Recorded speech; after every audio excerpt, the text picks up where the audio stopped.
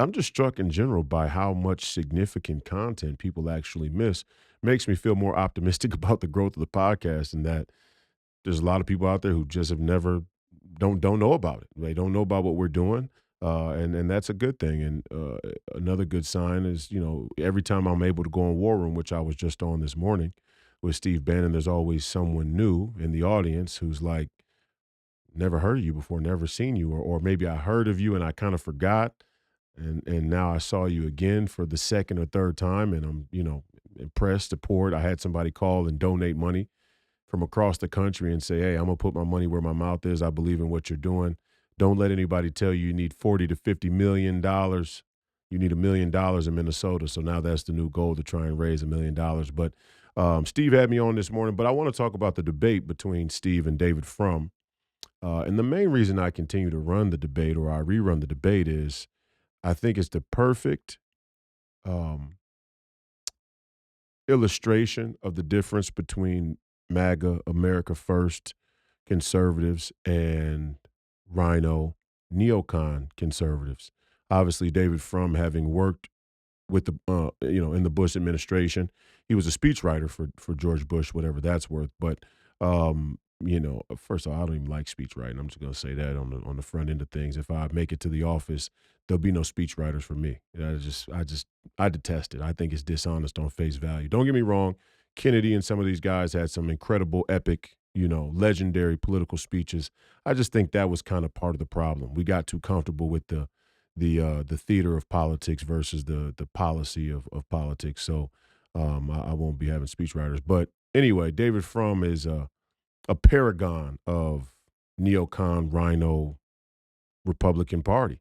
And the wild, and I just want to hear what you think about David Frum in general, the era, his age group, and that whole Republican kind of establishment, because you're familiar being in the Republican Party yourself. But the most striking thing in his closing statements, he went on about a 2.5. I posted on my Twitter. He went on about a 2.5 minute monologue where he literally rattled off every woke talking point you possibly could. I mean, he didn't miss one. It was like he had. It was like for a speechwriter, we know this was premeditated. The entire debate from start to finish was premeditated. Um, and in his closing statements, he wanted to make sure that he appealed to the broadest tent of woke um, politics that he possibly could. Well, what'd you make of the debate? What'd you take away from the debate? The thing that bothered me the most, that really made my hair stand up on end, Mhm. was when he said that if you're really patriotic, you're going to love your country no matter what. And in my mind, I saw the Nazi troops parading down the center of Berlin. Whoa, watch that hand. Well, hey, you know, happened, you know, by accident, I Yeah. guess, on Yeah. purpose. Yeah. But this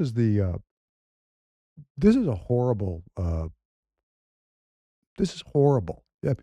It's hard to even come up with the words, because what he's saying is, I'm going to love my country no matter what. And as we peel back the layers of the onion and start to realize how depraved our country has become, Mhm. uh, I love the founding documents. I love the idea, but the actual functioning of our country right now is something I can't be proud of. And just on a sidebar for the viewers and listeners that might be Jewish, they're going to know this. The word frum in the Jewish population means very religious, Mm. a believer, Mm. follows all the rules, follows the law. So David Frum gets, in certain circles, in that kind of neocon Jewish world, Mhm. he gets some psychological unconscious props because of his last name. But he's anything but a believer.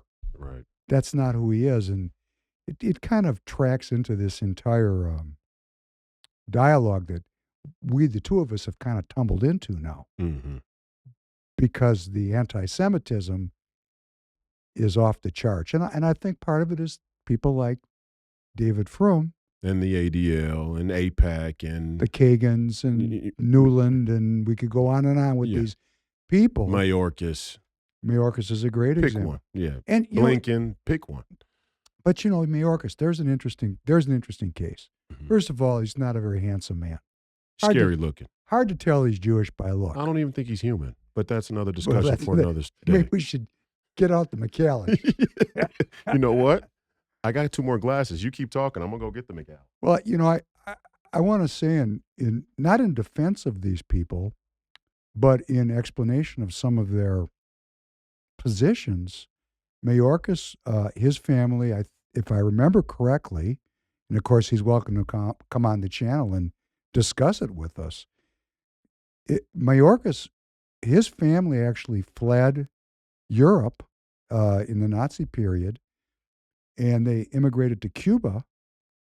And I think Mayorkas, not in justification, just in to explain maybe that there is some germ seed of reasonableness.